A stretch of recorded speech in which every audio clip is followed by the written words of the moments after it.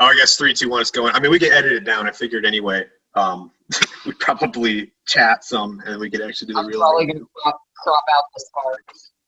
All Yeah, right, it's recording now. Yes. Welcome, all, to the podcast. I'm your host, Spookshow Reviews. We have the man, the myth, the SoundCloud personality, Heccra. Say hi, Heccra. Hello, everyone. I'm Heccra. I sound like such a doofus because like I said, I'm nervous. So, this is my first, semi interview. So you're actually hearing my voice. I've only been interviewed otherwise in text. So yeah, so that's why I said I was like super nervous for this, which is insane because I should have asked, how old are you even? I'm 14. Hi. Goddamn, I'm twice your age. So I can't believe I'm going to buy a t-shirt that says I was the first person to interview Heccra via voice.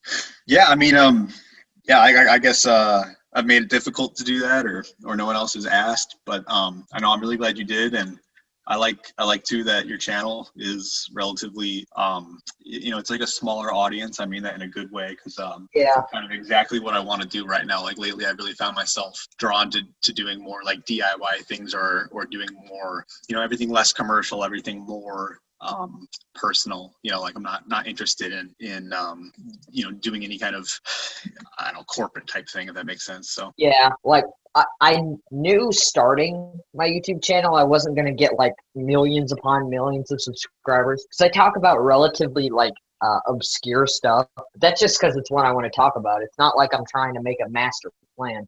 Yeah, no, and I think I think that's good too, because I think that if you just focus on doing what you want to do, you're gonna have like a way better time anyway. Yeah. So I guess like a good example of that is like I went to college already, and I got my degree in engineering, and I kind of just did that. That was sort of just what my family would do. My father and my mother were both engineers. My brother got a mechanical engineering degree, so I got one as well. And that's sure, it's a fine education and all, but where I got to, I guess we're at this point in society, and I've always wanted to do something that was purposeful. And I look around and I'm like, it's the world does not need another engineer right now. So got a lot of those. Yeah, and then too, it's just like, it's not that you can't necessarily do something that's meaningful and contribute in a way much bigger than yourself to society with like that education or that career. I guess I can just already feel in my heart like it's not going to be enough for me, and so I've been kind of looking toward what am I going to do with my career after I graduate. So I'm still in grad school. So I've been in grad school for 5 years nearly. So I'm going to get a PhD in engineering, and then hopefully then make a career change and do some sort of charity work, or human rights work or something like that. Like maybe, I don't know, maybe I guess going into law, like practicing law for free, that's a great thing to do. But you have to go to law school. Anyway, sorry, I'm getting kind of carried away. That's no, that's completely like, that's a lot. Okay. Yeah. So it's completely 100% okay. That's when I know my podcast has done something, because it's not like the scripted questions. Yeah, I didn't feel like I was gonna. I love to, I talk a lot. Like I've actually I've been seeing a counselor, not the same one, but I've been seeing several counselors for 6 years. So I'm 28. When I was 21, I had my second nervous breakdown. And then I started seeing counselors and stuff like that. And so I've seen probably 6 or 7. I've been working with this one guy right now for about a year. Think yeah, it's typically not difficult for me to fill the hour up just talking. So yeah. And I like to be vulnerable. I like to be an open book, and I think I've done that with a lot of people that like reach out to me on Facebook and stuff. I'm like I said, I'm graduate student and whatnot. I've been busy, so sometimes I can only give like really lazy like 2-word answers and stuff, but sorry about that. Man. That's what I like about the small music community, because the people are a lot more easy to talk to. Like if I walked up to I don't know, Post Malone, one of the guys from AC/DC or something, I'm gonna get laughed at because I'm just some random 14-year-old, and they're gonna go to their limousine, and then they're gonna hire someone to kiss them a lot. But like if I go on Twitter and tweet at some random artist, they'll be like, cool, let's talk. And it also humanizes like the people I'm talking to, because they aren't just pictures on my computer. It's like there's an actual person. Right. And two, it's like, and you have access to them, which I think is kind of crazy, because like I think because we probably well, at least I grew up when the music industry was a lot like less DIY and it was more just like major record labels. But like, yeah, like artists are untouchable. Like there's like a level, there's limits to like who we can communicate with. Like, I can't go talk to the CEO of any company, right? Like, they've made themselves very difficult to reach. But I guess another thing, like I might as well mention this. Like another thing could be too, like I had a hard time getting back to people that that I wanted to respond to, but like I just couldn't like it was really hard for me to accept praise at certain points, and it's kind of a paradox, but it's one of the mental health things. Like when you are insecure or deep down you actually don't have a good opinion about yourself. Sometimes when like people they message you on Facebook or whatever, and they want to say something really kind or positive about the music you've made, it's like instead of responding and saying thank you or something, it's like I just couldn't accept the compliment. And it's like you crave that validation and whatnot, but then you get it and you like push that away. So I don't know, maybe it's that, because like there's a band called Anamanaguchi, and they liked one of my songs on SoundCloud. And then for me, that was huge because Anamanaguchi, has had a much, bigger or more traditionally successful career than me. And so that was like a huge moment of validation. So like I tried to respond back to them to say thank you. And it just was left hanging. And I had a similar experience too with the band 100 Gex. So I like reached out to them. It took them, I think, like 6 weeks to finally say, yes, we're actually 100 Gex. And then I think I said, I'd love to support you guys if that's possible. And maybe too, I'm just being like that annoying like little guy that's like, hey, could I do something for you or whatnot? Yeah, I face that problem a lot because like it's really hard to start conversations and be friends with someone when you're like, hey, I like your music, because then you get like they're the musician and not the person, That's a good point. Yeah, actually, that's actually really good insight. So anyway, point is, yeah, so 100 Gex never got back to me, but like I felt like such a strong sense of entitlement once they started getting popular for doing stuff that people told me that like I did before them. But I guess in the same way, it's like I didn't really do anything that was like original truly. I just sort of played my part in a long line of experimental musicians that it's like, I guess you could say, like people say like Charlie XCX, or I don't actually know if that's supposed to be a number in her name, but like that she did something to create hyperpop, and so I guess I just contributed to it. But at the same time, it's like the music I was making, was influenced by hundreds of artists before that. So yeah. Okay. Tangents. Yeah. Go ahead. Sorry. It's perfectly okay. Let's go to the questions I have written down here. Sure. What would you describe Heccra as? Like what box? Like what genre would you put it into? I don't want it. It's like I don't like doing that.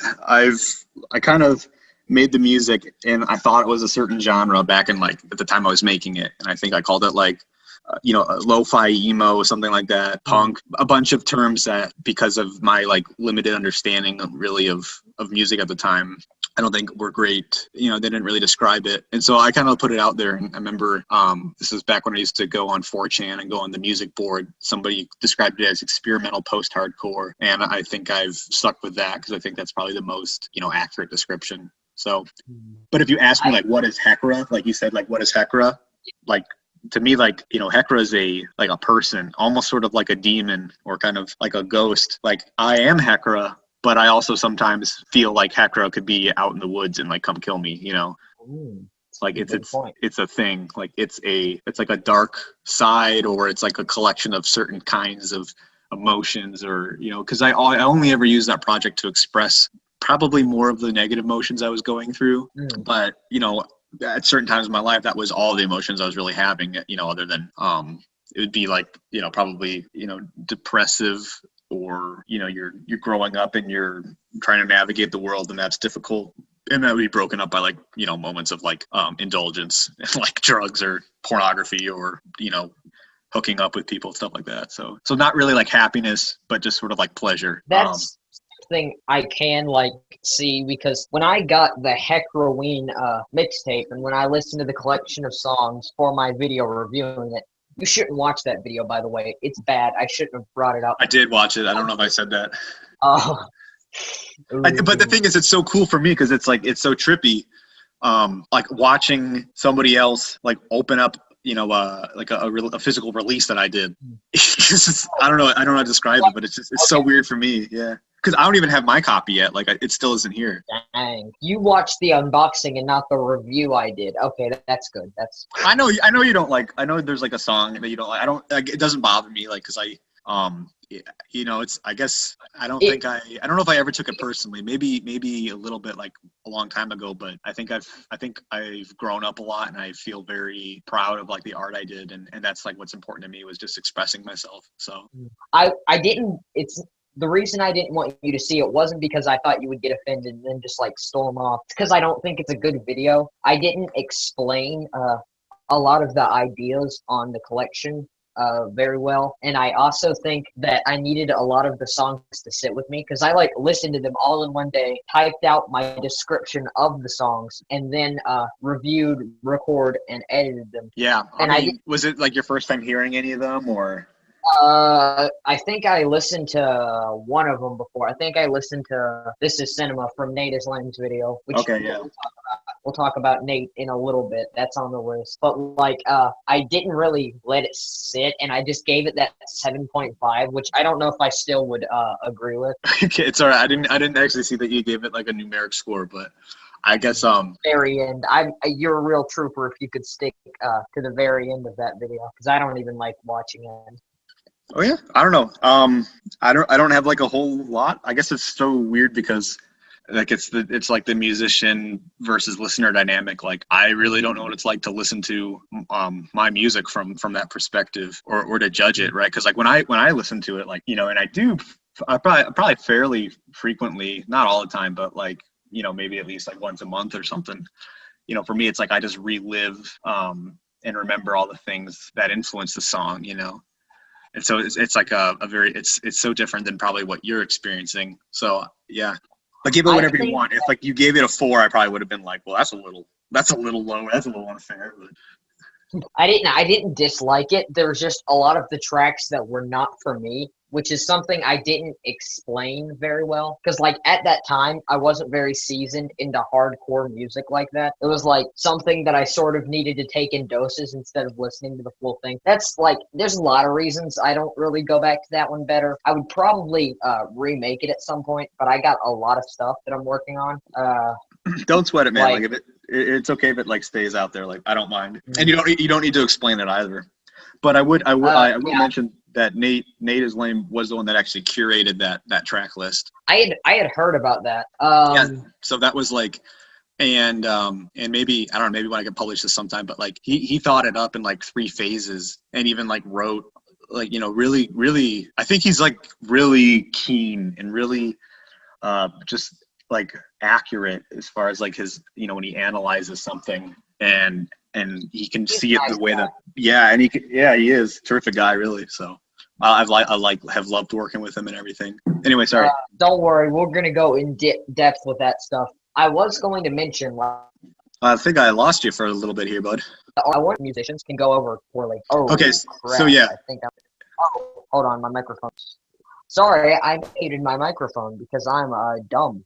No, yeah, sorry. My connection just in and outed, so I didn't get any of that question. So all right, let's do that again. We'll just edit it like it never happened. Okay. Yeah. So what I was saying was the idea that you mentioned of a songwriter listening to their music versus their fans listening to their music. If that's why occasionally artists will get angry at reviews. Like, I know Post Malone and Anthony Fantano, there was a thing going on with that for a while because they were like talking. Well, he gave one of the Post Malone albums a not good, and then Post Malone got angry about it on Twitter. I think they made up now, but it gives an interesting dynamic. It does, and yeah, like I'd love to talk about this because like there's an AI Spotify music rater. And I tried it out. So like you let it log into your Spotify account and like it looks through the music you've listened to and the playlists you've made and stuff. And it tries to give you a score out of 100 based on your music taste. And, in the beginning, it says, okay, so it's been trained on, thousands of reviews from like Pitchfork and Brooklyn Vegan and 33 and a third. And so it tries, it makes this case, okay, like the taste of this bot is objectively good. And so it went through my Spotify and it gave me a 27. And so it's like, I was kind of like, well, that's fucking bullshit, because, I kind of believe the whole objectively good thing up to a limit, because I've really enjoyed all of Post Malone's releases, and like I also love like a lot of Taylor Swift songs, and that's just recently. Maybe that's because I'm like growing up and becoming like a dad and like an old dude or something.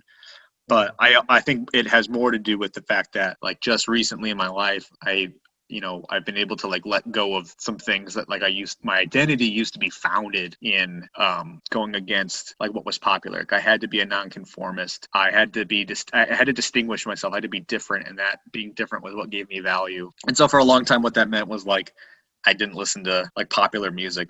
But so anyway, I still think with like Fantano, I'm sure he's got like great taste. I don't really watch. I never actually watched a full interview that he's done, but I'm sure there's still like that just creeps into that like, well, it's popular, so I have to hate it, Sometimes that's the case with Fantano, but a lot of times, like he gave the new Swift album, I think like an 8. He gave the new Gorillaz album an 8. He's not nearly as bad about that as Pitchfork is, because Pitchfork's like the place I go to the least for music review. I disagree a whole lot of Pitchfork's ratings.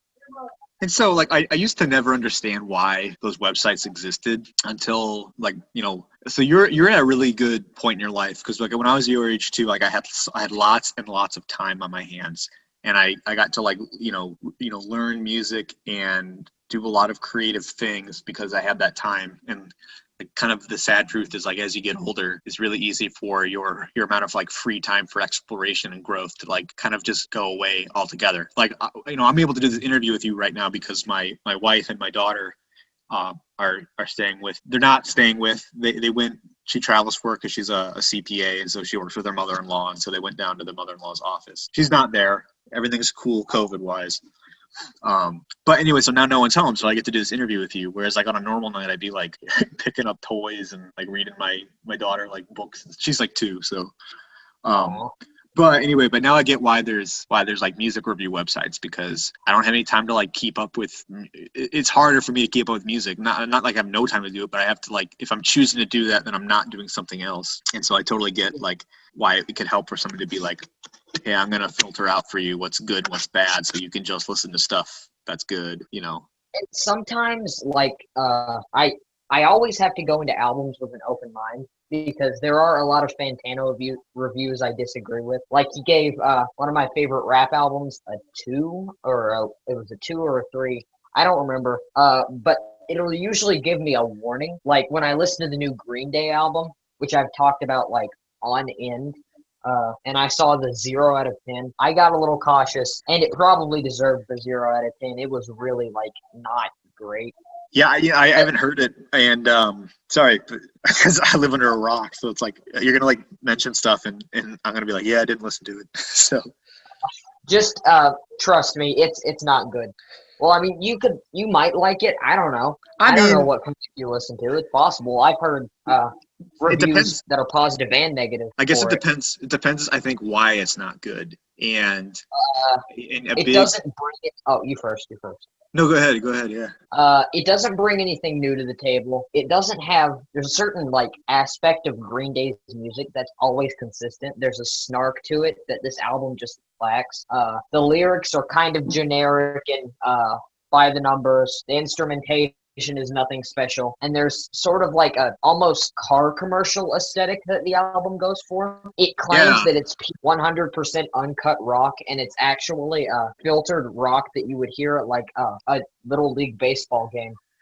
Yeah, okay, so that goes along with what I think I was going to say was like depends why it's not good, and I think a big like for me it depends why they made the record, and was it did they just sort of have to do it because like the contracts are complicated, or I've heard mixed things because no one really wants to put their name on the album, but like that's the most long-standing theory.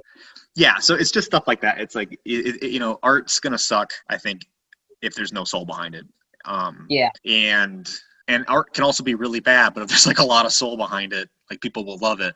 Like Angelic to the Core, Corey Feldman's album. He made it because he wanted to, and I give him all the respect in the world for it. I gotta Google who that is. Actor, he was in The Goonies, Friday 13th Part 4. Okay. He released an album about like angels and devils, and it's genuinely, it's like astonishingly bad. See, I was gonna say like Bob Dylan, which is gonna get me like murdered, because like I know a lot of people like stan Bob Dylan and stuff, and like I like some of the songs, but there's some people that think he's genius, and I'm probably just not like well read enough to understand exactly why that is. Even though I understand, even though I know that he sort of created personal songwriting, which is something I do, so I owe him. I don't think he's bad. I just think that I think some people like lord over him like he's like he's Christ himself or something like that. So anyway. So why do we even? What was the question that got us here? Like we're just. That I think I asked what Heccra was, and then we spun off to that from meeting artists in real life. Then we went to music reviews, and so, on your list, like, did we only do question 1? We haven't done very many. It's gonna be a fun night. Yeah. All right. Let me go grab another beer, and then we can. I'll tell you when I'm back. We do the second one. Okay. All right. Cool. Heccra's getting drunk. Yeah.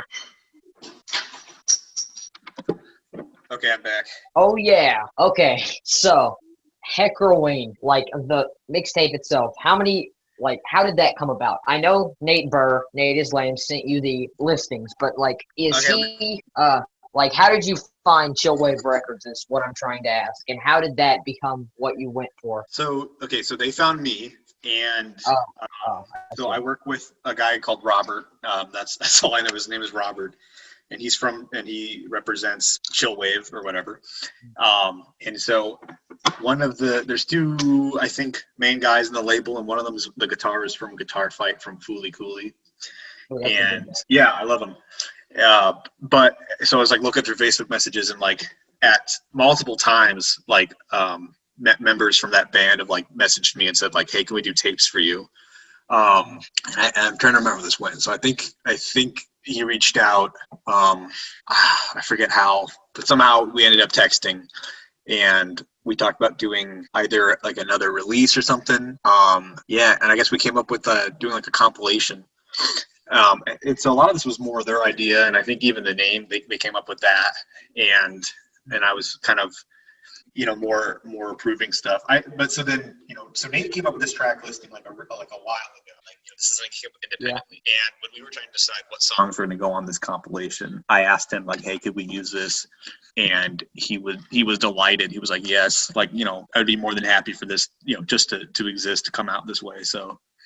And then we made it, and I guess I should at least I want to express that I did feel a little bit like, oh no, like I'm releasing like a greatest hits, like it's hard. It was hard a little bit for me, artistically, to be putting out a new release or a release of old material, but just repackaging it, and I was worried a lot about how it was going to be received. Because this was we worked our asses off on this, like just getting it done and getting the artwork done, and trying to get it all like put together and pre-orders up so that people could like order it by even by like Halloween, because I was worried that we like started too late and it wasn't going to happen.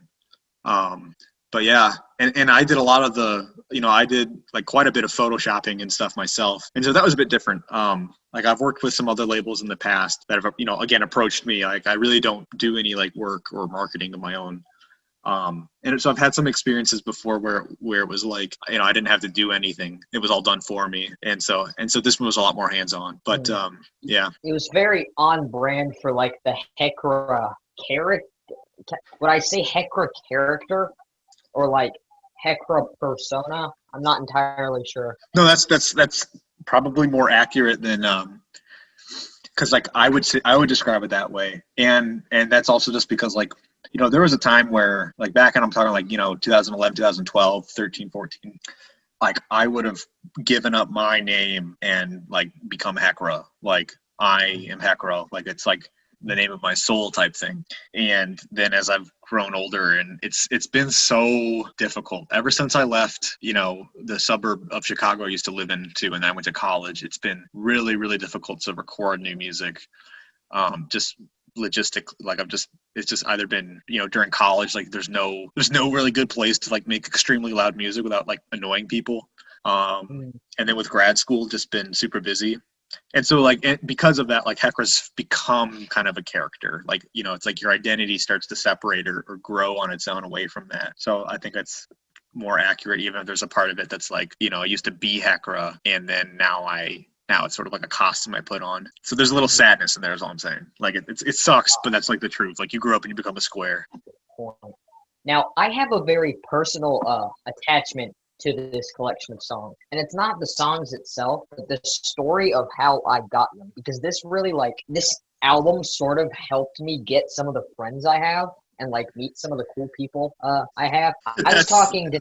I was going to say, that's just, it's great to hear that. Like, and it's insane because it's like, I don't know, to see, music actually, do important things. Like, people are making, connections and friendships, and it's all just because I picked some crap up one day and, sonically journaled instead of talking to to a psychologist or something. Sorry, go ahead.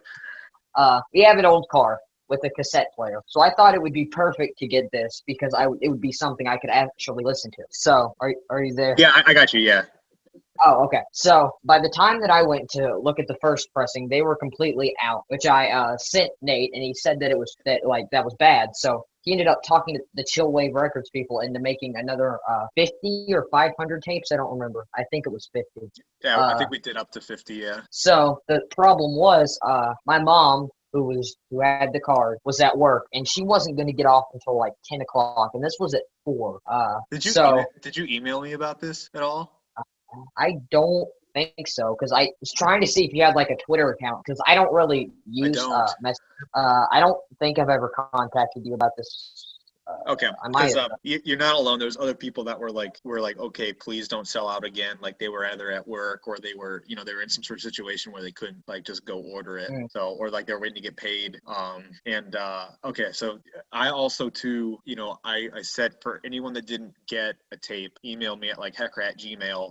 And so 10 people emailed me, and so I'm still doing this. When I get mine, I'm going to, even though I have all the songs, I can arrange them and then record to a tape. I have a 2-tape deck thing downstairs. I'm just going to record it off I'm just going to duplicate basically the HeccraWeen thing, and then order some cases and do the printing myself. That is dedication. Gets to have one. Yeah. But I mean, it's so I emailed people about this back in November, and I was like, okay, there'll be an email coming up soon, with an actual link to buy. And now it's been 2 months. But I'm still doing this. It's just going to take forever. So what I ended up having to do was Nate ended up purchasing it, and I was going to pay him back. But then he made me a deal. If I bought the So Far and Running EP that he released from his band, then the HeccraWeen thing would basically just be free, because that would be me paying him back in a way. So I ended up doing that, and now I have 2 pieces of music. Well, one, the So Far and Running thing has not come in yet, but the HeccraWeen thing has. That's interesting, the way that he worked that out. Yeah, I got the glow. Not really a quid pro quo, because you still got music out of it. So, but yeah. That's a good story, and that really that's when I started becoming a lot more social. I had to do some dealings, Yeah, no, I mean, I'm finally getting to the point where I can email people at my work organization and ask them to do stuff for me. I used to, I just didn't want to bother anyone. I wanted to do it all myself. And it's a big thing. Like I said, I'm almost 28. I'm gonna be 28 in April, and and it's funny because 26, 27 for me have been as significant years as going going through puberty, another just extremely transformative time in my life. So that's actually exciting, because I kind of thought after 21 or after I graduated college that I was just, life goes gray and you just die slowly. So cool that it's still revealing things to me. So, but big on you though that you can social. Yeah. Okay. Go ahead. Next question or something. Sorry, I am not a very organized person. A lot of every other interview I've done, Chase from Mains and Monitors, May, and one of my good friends, this is Writing May, something's gone wrong, and we're always like interrupting each other. Yeah, I mean, I think we've been okay, even with the Yeah. internet lag. But Because I'm relatively new to like the interviewing thing. I think my last one was like my first one I made was like 2 weeks ago. It was just something like, hey, I want to do this. yeah, And well, I you are did. brand new. And that's why I'm here. Yeah, I guess it'll be if you stick with it, I think there's probably like a lot of skills that you'll find out, because like I guess you look at some like the interviews that they've done on TV, and it takes a very witty or a very like quick on their feet person to conduct some of those interviews. But yeah. Yes, the Not very something I can smart, do. the very smart people at TMZ. Well, I wasn't thinking. Well, I don't know about that, but I don't know. Like I feel like I've seen interviews, even investigative journalism, where they're trying to kind of pull a gotcha on somebody, or ask them like a very difficult question point blank, and like I can't do that without like my heart like going crazy, and I'd probably just like I probably wouldn't get what I came for. Yeah, I mean, I don't know. I don't want to say that I'm not, I'm not confrontational, but I'm probably pretty. I don't know. Maybe it's a Midwest thing, being like too nice or something. I'm not gonna pull a gotcha moment on you. Don't worry. I don't think it's no real reason to. It's not like there's no big secret. You're just a guy. Sort of. You're actually an alien. I'm a what? An alien. No, I'm here. I'm real. I was born. I have a mom and dad. Dang. That would have been a lot less cool. It would have been a lot cooler if you were an alien. I think, yeah, well, I don't know. If you meet someone who says to you that they are an alien, I think that puts you in an incredibly difficult position, because if they really are, it's time to get out of there. yeah, it's like it would either take, an incredible amount of like faith, or I don't know. You probably should just avoid people like that. There was a big trend, like at my elementary school. Everyone thought they were vampires because of Twilight. Like there were people playing vampire, and then there were like werewolf versus vampire. It was an army. Like if you were on the wrong side of the playground, it would be a thing. What like where on the East Coast are you? And you don't have to tell me if you don't want to. Okay, interesting. It's the bad part. Okay. Never been there, actually. You aren't missing much. You're just missing a lot of Trump supporters shooting off fireworks. Okay, so kind of like Iowa then, which is where I'm at right now. So dang, I want to go to. I want to go to Idaho. Like, oh yeah, go see Nate. That's my plan. Like, there's a bunch of cool bands in Idaho. Like, I don't know how many people are in that state, but I know it's not like a huge amount. So I'm not trying to go on here and like shit talk anybody, but I think it'd be funny to like joke with Nate about it. Be like, oh yeah, it's Idaho. Like, there can't be that many people there, so like you'll probably find Nate is lame just walking around. You'll have to run into him. It's like there's only like 20 people in that state, so like you're bound to run into it. But that's the thing with West Virginia. Like, there's just not a whole lot going on. How many kids are in your are going to be in your graduating class? It's hard to tell with the COVID lockdown. It was around 60, I believe, before the whole pandemic started. Yeah, so that's really small. That was my old school, and I've since moved, so I'm not entirely sure how it is at the new school because I haven't been, once again, locked down. But it's hard to tell. It's not going to be a lot because where I'm at right now, there's not a whole lot of people. It's a relatively big town, a big city area for West Virginia, but it's not saying much. Yeah, no, I just like my wife, she, my graduating class was about 500 kids and hers was like 80 kids. So you're kind of going through like what she had in high school. And like when we get together with her family, which is like all the time, like all they do is like talk about, even her mom joins, and her mom's actually a big ringleader of this, but like they talk all about people that like they went to high school with. It's just like they go back to this small town, they just talk about people they know, and I don't know, I think that's so depressing. So my family's the same way, and that's a little awkward for me because I'm not like proud of the fact that I'm in West Virginia. I'm kind of numb to it. It's just like it's where I'm at right now. Yeah, and the other thing too is because like I'm in Iowa, and Iowa's not, so the university town I'm in is like really progressive, and I live one town south, just 10 minutes south, and it's not as progressive here. But it's just bad in West Virginia. Yeah, no, it's like, so I even I don't want to get like overtly political, but like that's fine. It'll scare off the it's just like, so there's there's like, in this neighborhood, there's like two houses that have, tons and tons of like Trump flags still, that they say last year on them, and they're still there. And He's been impeached twice, and it's already 2021. Can we please move on? Did he get impeached today? Like that actually went through? He did. He has he's Okay. been impeached. I'm not sure what that means. So they must have delayed so like you're impeached and then they vote on your removal, and I know that I know Mitch McConnell like delayed something. So anyway, I don't know.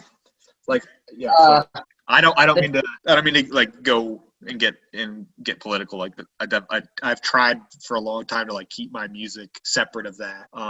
But then of course, kind of the way things went is it stopped being like, oh, you're being political, and it kind of just turned into like, I guess I would probably say like, the far right isn't really a political side. It's like an extremist ideology. So it's different. It's like, no, you're not being political. It's not like an opinion you have. It's like, anyway. Okay, so we're going too far. It's okay. I released a video. Like you messaged me about this. I had a video about Tom McDonald. I can presume you knew who Tom McDonald was because he's a controversial rapper. Like he's such a hilarious person because like he's talking like all this big game about how white people are oppressed and all of these controversial political views, but you can tell that it's not what he cares about. He releases other music that seems a lot more genuine about different topics, and it doesn't get nearly as much attention. But then when he sort of half-heartedly mentions far-right ideologies, that's what gets him such a fan base, Yeah. I mean, and there's probably a lot of good videos out there that would kind of talk about the mechanism of why that is, and so it's just like more controversial, and then all press is press, even the bad press is press. Anyway, I made a video about it, like trying to dissect a lot of the songs because a lot of the lyrics were just downright horrible. There were a few that I'm not even like gonna mention simply because of how unabashedly poorly researched they were, and that's the video with the most amount of dislikes because Tom McDonald fans are a rabid bunch. I have seen several dislike bots, which I've had to report. A lot of people have called me a lot of things because of that video. I'm sorry, I'm tripping over my words here. I can tell. They follow this man like he's a god, and he's not even genuine about what he's saying. You can tell that from his delivery. It just sounds like a lot. It sounds a lot like a lot of other people that follow another guy that's not very genuine about what he says. So it's upsetting that this music gets attention, and there's so much great music that is just overlooked. So Tom McDonald can get views. It's the most upsetting thing about it, really. I guess, yeah. So this is so interesting because, like, I remember feeling this way, or feeling like I had some sort of, I don't know, obligation to, correct others. Listening tastes, like you listen to bad music, you should listen to this good music, when I was your age. And so I guess I know where you'll end up, and you'll, maybe it's just because like, I'm like being alive for like 28 years is like a long time, actually, if you really think about it. And so maybe it's just like, that's a long enough time to experience this, going on when you're like, a conscious adult, that you just kind of, you're not fazed by it. Like you just expect it. And I kind of suspect too that like, I don't, even though now, we've been able to accumulate, the humanities and other documented sciences and stuff, and we think that, we're the most civilized and the most technologically advanced that we've always, that we've ever been right now. I kind of suspect that even at the time, even thousands of years ago, like it was really all the same, completely the same. There like are still humans climate change doesn't exist. That thought what? There's still people out there, and I know them, who think climate change doesn't exist. Right. Yeah. It's a huge, so like, and like this has turned into like a political podcast, but like, I agree with you. Like, yes, people that don't trust the establishment, that's a big issue. Cause I'm a scientist. That's my job. I'm a PhD student. So I'm a research assistant. So I conduct science all day, and then I publish on it. In a rigorously peer-reviewed process, and then when I'm done, I'll be, a doctor, and I'll be an expert in my tiny particular field that I'm qualified to speak on because, I'm on the edge of human knowledge, and in a sense, I'm fathering, some of the theories and some of the, in my little tiny field of radio frequency biosensing. But any other scientist would take my word for what I have to say because I'm the expert on that topic, just like I would take their expertise on things like climate change because I don't have the time to study it. But, so, in graduate school, I did a leadership program, and I got to have a mentor, and I had a mentor, Dr. William Butowski, and he has a Nobel Prize, and he has got his PhD from MIT, and he studies climate change. And so, like, I had a personal relationship, with to me, probably the most successful kind of scientific career you could have, this guy had. And so I've had I'll take his word for it. I trust the man. So yeah, and other people should a as lot. well. Anyway, You first. no, I'll Okay. conclude. We probably get back to the music questions and such. Because, like, I don't know, like, you think, like, how many people are going to listen? Like, we're probably talking, like, an hour. Like, who's going to listen to all this? I do sometimes, like, as background noise. I've been listening to my own podcast, trying to see what I can do better as an interview man. Yeah. And how close I need to get to the mic before it's loud. Okay, yeah. Mic position is big. Usually 6 inches, and always point your voice at the mic, but never the mic at your voice. So just a little off angle. Anyway, so... I will remember that. Let's stop talking about politics now and talk about more ukuleles. Yeah. Ooh. Sorry, heartburn. Okay, so I've heard rumblings about Heccra albums getting on vinyl. Is this a thing that's going to happen at any point in time? Yeah. It very well could, and it's something that, like, I am interested in doing. The biggest problem in the past has just been that to do vinyl is expensive. It's just like, you probably are going to pay about $2,000 minimum, to produce it. And so you just have to, have enough people that are going to buy it. I would totally buy it. So yeah, thank you. I talked to this girl named Heather Kirk, and she's found a website where there's like a no minimum, and so I've been looking into that and investigating if that's viable or not. But yeah, so it can be done. It just, some of it depends on like how much money I have like rolling around at any moment, because like my wife has a real job and she supports us, and I get like a stipend. I get like $2,000 a month as like a graduate student, but like that, most of that goes to pay the mortgage. And then what I actually get, because my wife's an accountant, so she's really good with money, I get $80 a week as an allowance. And so I have to make that $80, do my dreams. And that also covers like gas and food and beer but sometimes I just pack my lunch and I save it up. Sometimes I buy a power tool with it, because I also, I have other creative outlets now that I've gotten a bit older. So power tools is one of them. Anyway, yeah. We're supposed to be talking about like vinyl shit. Yeah. Which Heccra albums, or all of them, any of them, which one would you put on first? Like on vinyl? I think White Eagle. Yeah, I think, because I mean, like, I don't, without being too corporate or what, I probably the album that's given me the most commercial success or the most attention. It was the genesis of Heccra, and the other thing too is like, that's an album I made that was just me. And that was before, like, that whole thing was recorded before I released it. And I hadn't really done anything before anywhere on the scale that musically. Like, I had made dubstep and I had done some other like guitar songs and stuff, but like, we're talking like, 11 views.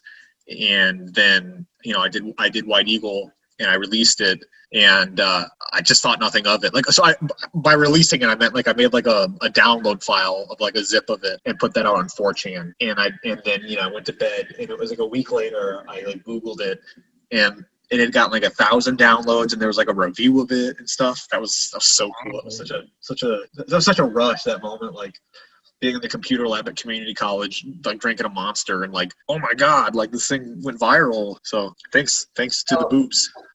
Thanks, 4chan. Thanks, boob album cover that I stole from an artist. Oh, is it embarrassing to say that I didn't remember which one that was? No, I don't. Whatever. Because here's what. So like, you're from Gen Z, like my sister, and like, I think right now an album that's getting a lot more attention is Heccra Kazooie, and that's just because like the way it's mixed is a lot more similar to like hyperpop of like right now. So it's like I feel like it's weird, because I've sort of gotten like a second wind of fans, and it does seem like this kind of later pickup, of people talking about it and getting into it, it's like younger kids, and they're getting into it because what was at one point like experimental or futuristic, I guess, is like current.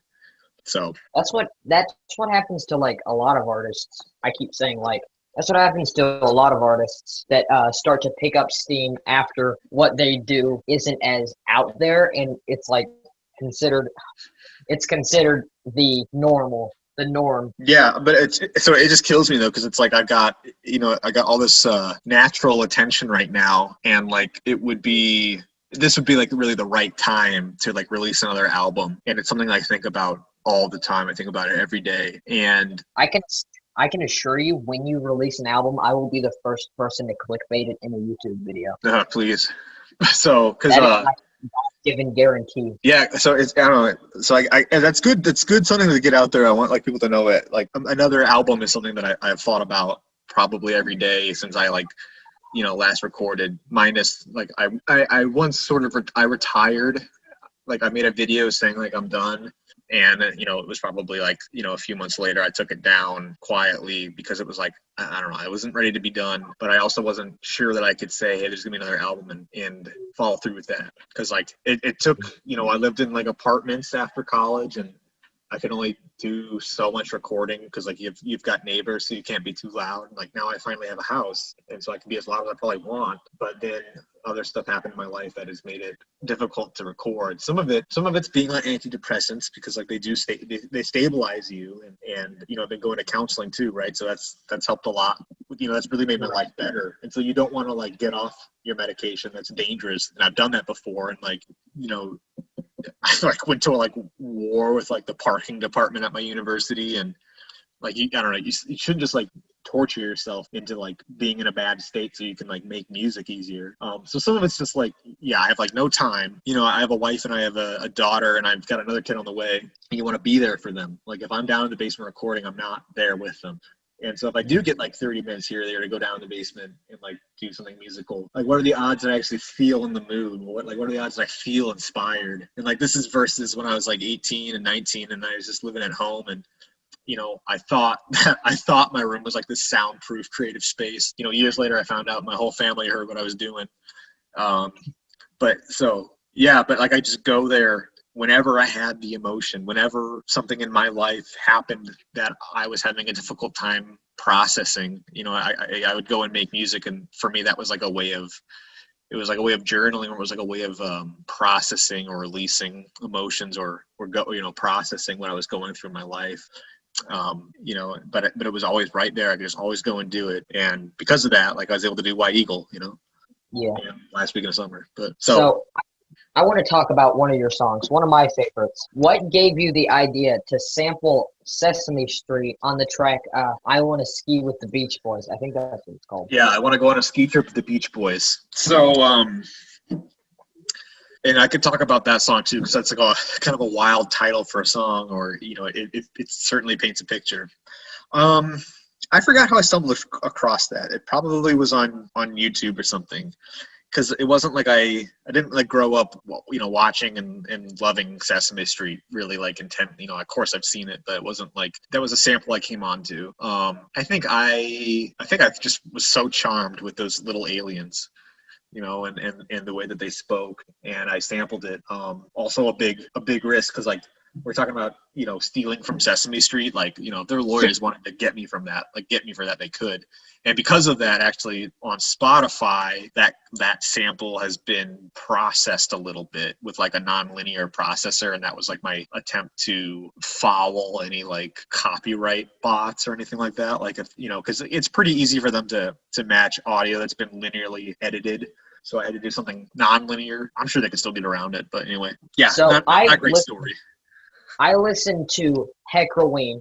Like, I didn't get it. I didn't listen to it in full when it came to my house. I got the track list, and I just, like, listened to them from, like, because there are tons of rips for your songs on YouTube. What I want to know is, because I haven't really sit down. Which is totally fine for all the YouTubers listening. Keep it up. It's totally cool with me. I'm not in this for the money. And that's not sarcastic. Sorry, go ahead. I'm sorry, Nate. sat down to listen to HeccraWeen. Is the edited version of I Want to Go on a Ski Trip with the Beach Boys, like with the linear processing on there? Or is it the original where there's no edit whatsoever? I actually don't know. So the original is for sure on Bandcamp and YouTube. The non-linear version is probably very minorly different, and that's on Spotify. The reason I don't know is because like you're talking about like, oh, I'm not organized. Well, that was exactly how I was, and so like I actually don't know. I don't know what files are the ones I publish or not. So like some of the stuff, like you're not supposed to do this, but like some of the stuff that like when I put on Spotify, they want you to put like the most uncompressed, like original, like wave format. Like, so like nothing's happened to it. And it's like, shit, dude, those are long gone. And they weren't named the stuff that's named on Spotify. Like the song, VHS Porn was like originally called Machete Return, like Machete, Return. Like that's just the project file. That's just what I saved it as. And I think it was still called Machete Return, you know, when I released it as like VHS Porn. So, and that's from White Eagle. That's like a long, long time ago. You don't have to know that song because it's definitely not on HeccraWeen. So, but yeah, so like I don't know what version it is because I never like got like a file organization system and made like, okay, here's the final mixes for everything, because it's when you're making music, it's everyone's done this where they're like, okay, here's final 1, here's final 2, here's final bass boosted, here's, you know, and it just goes and goes and goes, like all these like permutations of like the name of the folder or the name of the file in the mix. So I never actually like designated, okay, here's the one. It's like as these releases have gone on, it's like, I think this was it. I can't tell if this is any different. This one's certainly been like loud, like this, you know, you load it into like Reaper or whatever your DAW is, and it's like, well, it's just a giant fucking bar, like, 'cause it's loud. So that must be mastered or whatever. Yeah. So and then it wasn't until I did a thing. I went on a website. I was gonna say like, oh, I did this thing at Stanford University. I didn't go to Stanford University. That's something my cousin did because he's a smart ass. But like, there's a website from Stanford that talks about like ways to do file naming for file management, and I found that in college, and I got a lot more organized. So the new Raccoon Tour album, you have a feature on the track Horror Show, correct? I do, yeah. I saw Nate play that entire album live acoustically on the ukulele. Sounded really nice. Said that was a tribute to you because, like, from what he said, your music had an insane impact on him. Yeah, I guess. I mean, it must have. So, I mean, you know, we're talking about like this guy that's, you know, hundreds of times, thousands of times more commercially successful than me. You know, but you know, he looks up to me, or at least respects me musically, you know, and I'm a guy that's, you know, I've got like 1,000 listeners like on Spotify, you know, like even like you know, Guitar Fight from Fooly Cooley, they've got like 5 times as many listeners as me and stuff. And they still, it's like, oh my God, it's Heccra and stuff. Which is, so I love that. Like that's really affirming. That really makes me feel warm inside that like, that I'm a quote Nate, I'm a musician's musician. But yeah, so the song Horror Show, you know, it's the chorus in it is the same chorus from AM, probably one of my most popular songs. I was gonna mention that. I was just trying to remember which track it was. Yeah, and so you know, he sent that to me probably like 2 years ago. It was a long time ago, and it was at least like a year ago. And I just, he wanted me to do vocals, and so I gave him like 8, 9, or 10 vocal tracks. And what I mean by that is, you know, 8, like for the whole song, I sang parts on it, like, you know, up to like 10 times. So 10 Heccras, you know, doing like gang vocals and choruses and stuff, and sent that to him. And so I've actually forgotten what exactly I sang or did for him. Like just the other day, he sent me like a brand new mix for it. And I'm turned pretty far down. I actually cannot hear myself. And he says that I'll be turned back up. It doesn't really matter. Like I've told him, like, you got to do the right thing for the record, and I'm not going to take it personally if I get muted, you know, because like yeah, I guess it's just not important to me. And two, it's like, you know, I think some people would also be like, well, hey, he's taking your song, and I mean, It doesn't bother me either. Probably because he like asked for my permission. He's such a great dude. Like I'd probably be upset if someone like took my music and sold it, and made money off it. I'm not sure that I would actually hunt them down or anything like that, because I don't know, because it was really the important part was for me to get to express myself and get, like, at the time, relief from emotions and from what I was going through in my life. That what I really needed was probably medicine and treatment that my parents weren't going to get me. So, but yeah, I don't know. That's a bunch of ramble. Like I said, I'm somewhere into my second beer. So, but you're getting like this raw unfiltered Heccra. Yeah, it's very interesting to hear. One of my last questions I have written: what are some of your favorite musicians? Since when I started doing Heccra, like I did, I did some written interviews back then, and like the bands I said were things like the Beach Boys and Ween, Captain Jazz, Mike Kinsella's band, also like a Chicago emo legend. But also I was really into at that time like crust punk and some of the other like underground, like really aggressive forms of music. And so that influenced me. And then I don't know, like lately I can't stop listening to the Smiths. I'm just obsessed with Morrissey, like just the he's a homo-romantic asexual, and just his life is like, he's just sort of like a fallen angel. He's vegan. He can't bring himself to like harm anyone else. He craves love that he cannot have. It's probably turning me gay a little bit. So, yeah. So I've listened to Smiths. Let me just pull my Spotify out, I guess. Take a look. The subtitle for this podcast episode will be "The Smiths Turn Heccra Gay." No, yeah, for sure. And so, I mean, I am, I'm a heterosexual 28-year-old male. I got a wife and a kid, but I am a little gay. Like there's probably a percentage of me that's gay, and I'm okay with that. All deep in our hearts. What's that?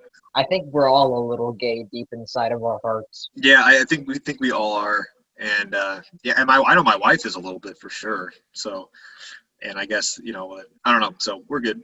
Okay, music-wise, I don't know. Let's go to On Repeat. Cemetery Gates by the Smiths, Mount Washington by Local Natives, Right Down the Line by Jerry Rafferty, Just a Friend by Biz Markie. Yeah, it's pretty crap. Biz Markie. Yeah.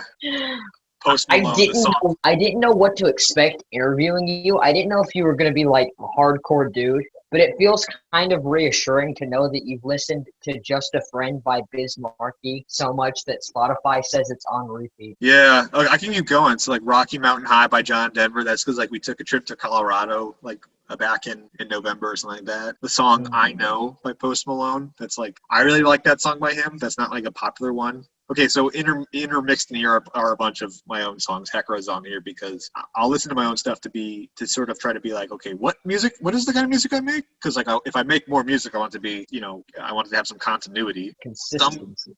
Some girls are bigger than others. The Smiths. Don't Ask Me to Explain by Of Montreal. Cardigan, Taylor Swift. The Boy with a Thorn in His Side, The Smiths. I love that song. Black Number One, Typo Negative. Corium Leak, Heccra. American Idiot, Green Day. American Idiot. Yeah, because it's, like I said, it's like, I mean, I wasn't talking to you, but like, that came out in like 2000 or 2004 or whatever, but it's like as applicable today. Headmaster's Ritual, The Smiths. Every Day is Like Sunday, Morrissey. I Don't Want to Be Me, Typo Negative. Dead Man's Party, Oingo Boingo. I fucking love Oingo Boingo. Holy cow. Yeah, I love Oingo. Yeah, okay. I love Oingo Boingo. Here's Ween, So Many People in the Neighborhood, Making Plans for Nigel, Ecstasy, Fun Night, Andrew WK. Yeah, and so this is probably pretty consistent actually with like the stuff that existed, back at that time, still did. Abstract Art, Born of Osiris. That was actually a band that grew up around me. I love Kiss, the band Kiss. I also love the band Family of the Year. And I have never heard of Family love of the Year. Oingo Boingo. Yeah, this is the thing. So okay, so a lot of people have talked to me, and said, okay, you make great music. I've seen stuff online, people ranking my albums, and it's like all like 9s or 10s. And so like, I'll just take that as like, okay, this person really likes me. This is not everybody, but so of course I have a high opinion of my music. Like I don't want to act like I'm the greatest artist in the world, but I think I'm proud of what I've done, and I feel like it's okay. It's good. Like it's not like I should be ashamed of it. And I think it's also like a really great snapshot for the person I was at the time I was. And say what you want artistically, like just the amount of people that have emailed me and said, this music helped me get through a hard time in my life, or, not like, it didn't save anybody's life. It's not like anyone didn't kill themselves because of Heccra, but like that it was, reassuring, or that it had some sort of positive impact. Like that fulfilled it. Like at the time I released Heccra, the goal was one other person needs to listen to this and say, hey, I feel the same way you do. Like, I understand what you're going through. And when that happened, then we're like, okay, I've fulfilled the project. And so, it's happened, we've gone way past that. But the thing is, it's like, I don't know. So that, like, there's this notion that like, oh, to make good music, you have to listen to good music. But I guess like on this case where it's like, put bad music in, good music comes out, Did you get any of that? Yeah, I got all of that. I was just processing. Boingo Boingo is kind of nostalgic for me. That was one my dad would play me a lot. Oh, your dad's a cool guy. Yeah, Deadman's. I really and two. They have a song called "Little Girls," and that was like a 4chan meme song back when they used to joke about things like pedophilia.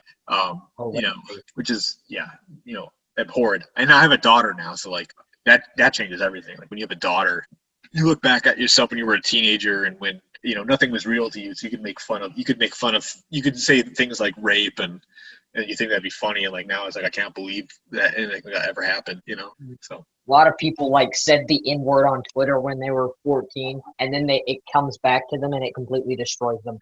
Yeah, and I'm definitely not defending that, because like that's an abhorrent word. Yeah, and it's because like in Iowa, there's a guy, I forget his name, but he held up like a sign during like so the two big schools in Iowa have like this have like a football game, and they call it like the Corn Bowl or something stupid. They go, it's all our stupid corn. And so that's a big deal in Iowa. And some guy held up a sign saying like, we're out of beer, Venmo us, and he ended up getting millions of dollars or something like that. So he donated it all to like a children's hospital. And wow. So the Des Moines Register, whatever they're called, Des Moines, yeah. Point is, they like went and they crawled through all this Twitter, and they went back to when he was 16, and I guess he had like 4 tweets like that, and he was quoting Chris Rock or Kevin Hart or something like that, but he used the N-word, and so he basically got canceled for that. I don't think that's justified. He just was. Well, I don't know that we're really, we're both white, so like I don't think we really get to say or decide that for ourselves. But I guess. Like I've done bad stuff in my life too, and I've said bad stuff, and probably can never run for public office because of that. And I am really deeply sorry for that. Like I've had to go out in my life and apologize to people that I like mistreated when I was young. But I think a lot of people forget, about, how much growth can happen, in the time. And like I'd like to, I would consider myself like a human rights activist, or at least a supporter of it. And the thing is, I couldn't always say that. I had to heal. I had a lot of pain in my heart that prevented me from, really understanding that everyone was human like me. And I take responsibility.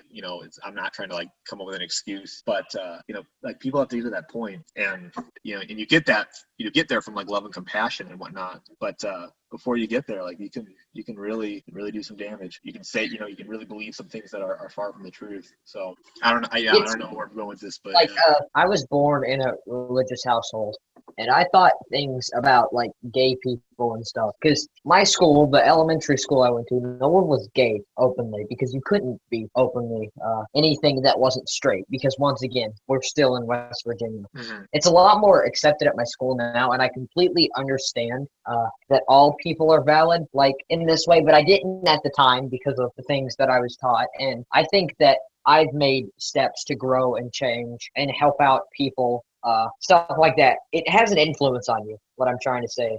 Yeah, and I mean that you're doing that at 14 is like really applaudable, because like I'm talking about it took me longer in my life, and I think some of it too is I never had to address it. Part of that is just the privilege of where I'm white, and I was born into a suburb of Chicago, and so I grew up in like a really 99.9% white place, and I just didn't have to. I just had the privilege of not having to like deal with the reality of that people have outside of our race. So in your experience too, you're talking about like just going to school and and, being gay was, taboo, or that was like a, unacceptable lifestyle. Like that's how it was like where I grew up too. So I'm a little bit surprised to hear that. But I guess, like the stuff kids do can hurt, because like I was bullied growing up, and like I remember being like 22 years old, and like I was like, this is when I was finally starting to go to counseling and deal with some of the stuff. But I was like 22 years old, and I was like in tears in the car, because of stuff that like kids did when I was growing up. And I was like, how could their parents have raised them better? And like my life is like literally on pause or in ruins right now because of that's just where I was emotionally, finally starting to deal with some of that stuff. But like, like 22-year-old and like still upset over like pain that I felt as like a 5-year-old or a 6-year-old, love I didn't get as like a child, that acceptance, that validation that like we all need. So like, I'm not trying to say, I guess the reason I throw that out is because like part of it I think is just high school kids are shitty. We're all just shitty people when we grow up, and it's just, you have to grow and learn, and you're going to be a bad person and do stuff like that. I think cancel culture has done some really important stuff, in like the Me Too movement. Like there's people that need to be held accountable for like the destructive things they have done. But I think too, one of the things I struggle with a lot is perfectionism. I've never mentioned this, but I got diagnosed with obsessive compulsive disorder. And so perfectionism like goes along with that. That's a huge kind of side effect or comorbid type thing.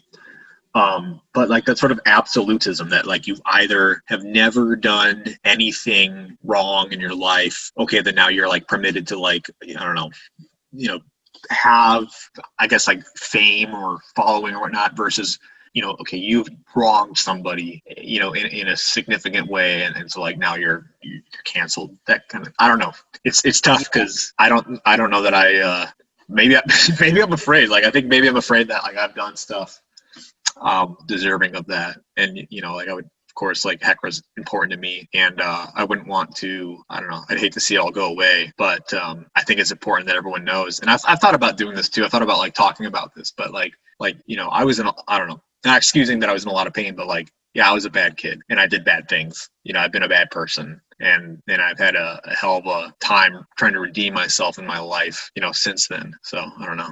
Maybe we can cuddle. I think the way that you present yourself now and the way that people present themselves now should outshine this. Because, like, we all did and said horrible things when we were young and uneducated. Like, I mean, maybe it's a difference. We all believed in Santa Claus and stuff like that. We just didn't know anything about anything. Yeah, and I feel you too, but I always feel too that, like, you can't excuse it away. Like, you have to own it, and you have to, like, you have to make redemptive actions. You have to reconcile it. You have to like make up for it. But I do think too, it's like, like we to some extent, like we're just kids, and like we just grab on to like what our parents teach us, and that's tough for me as a parent. Like I've got a daughter, and like I don't want to fail her. I'm terrified of, because the thing is, like if I look at my childhood, I can't really point at anything that was like super traumatic outside of like being bullied and not feeling like I fit in. It wasn't like I wasn't like molested. I wasn't abused physically. I had, my parents were married. They're still married, and I had a stable home and stuff. And so I just say, okay, maybe I just needed a lot of love. I just needed more love my parents could get me. But like, shit, where are we going from this? I have no idea. This is getting a little emotional, I gotta be honest.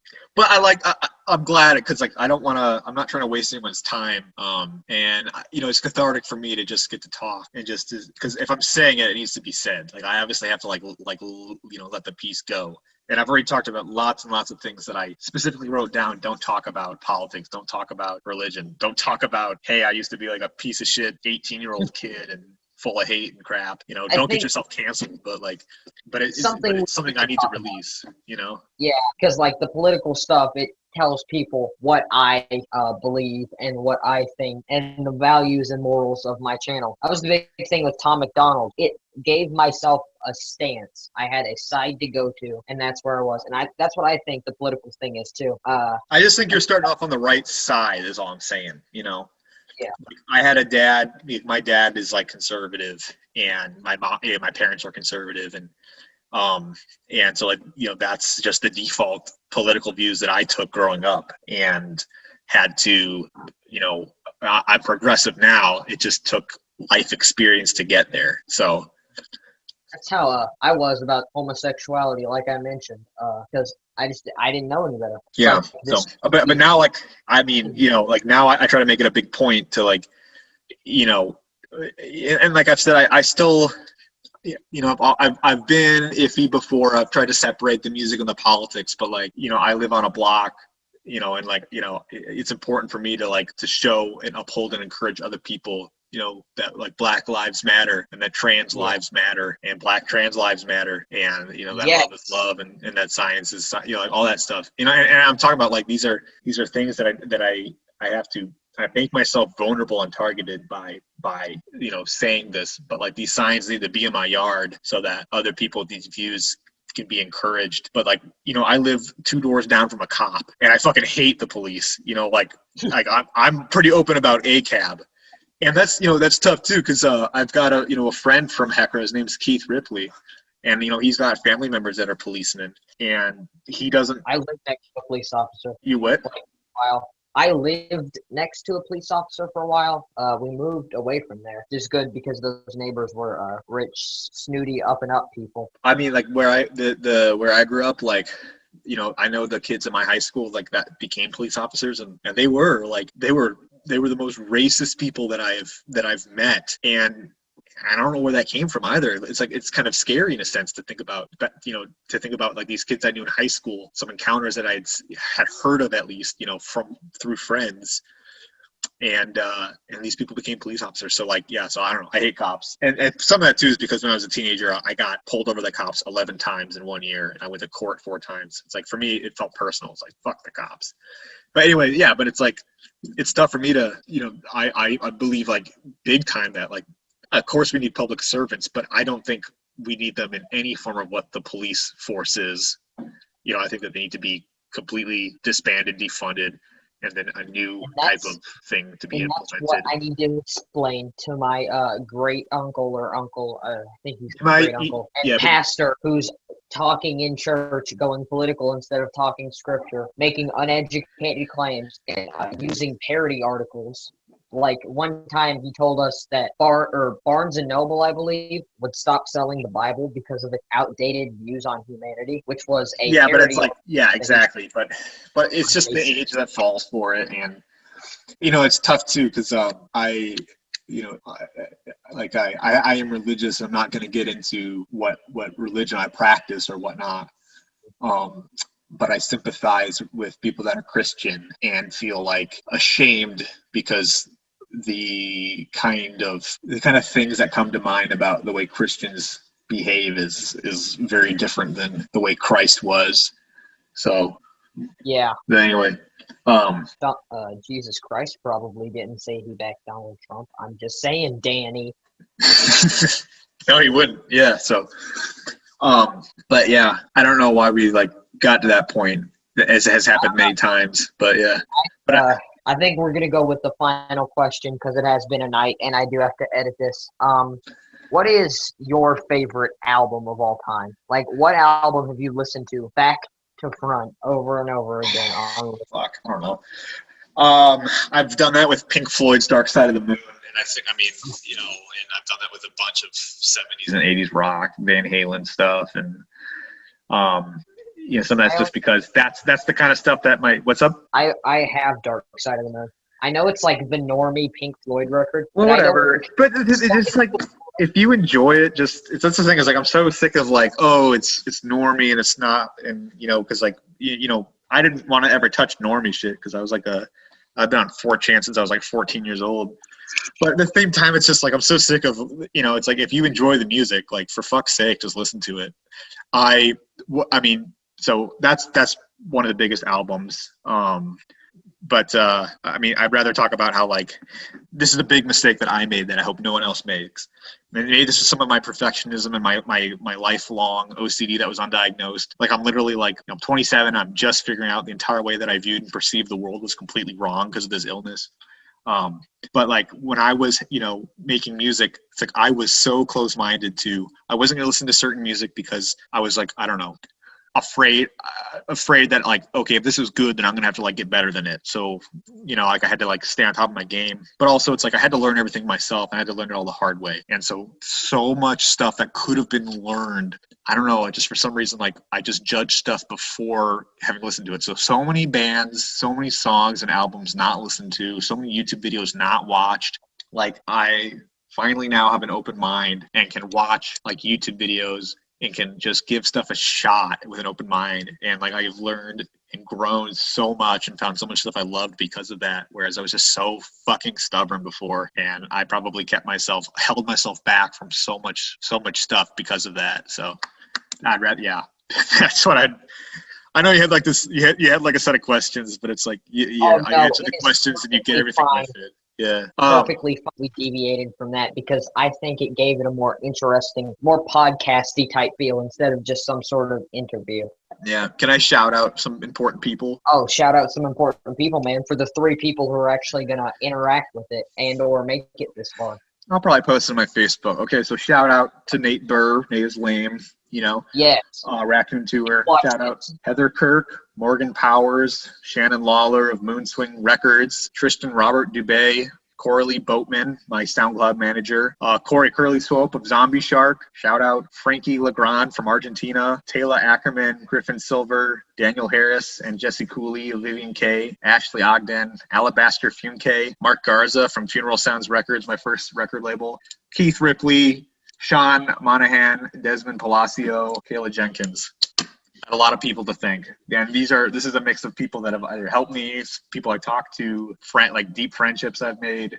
There's more, like I think it's like Zach Miller Iron, or I don't know. A lot of people have come with me on this journey and have made this the privilege of my life to have done this music. So well, that's the end of the thing. You watched it this far. Thanks, guys. Thank you, Heccra, for saying yes to coming on to the show. It's my pleasure. Interesting to talk to. All right, man. Thanks for having me, and I guess I should send you this file then. Yeah. All right. Stop recording now. Hey.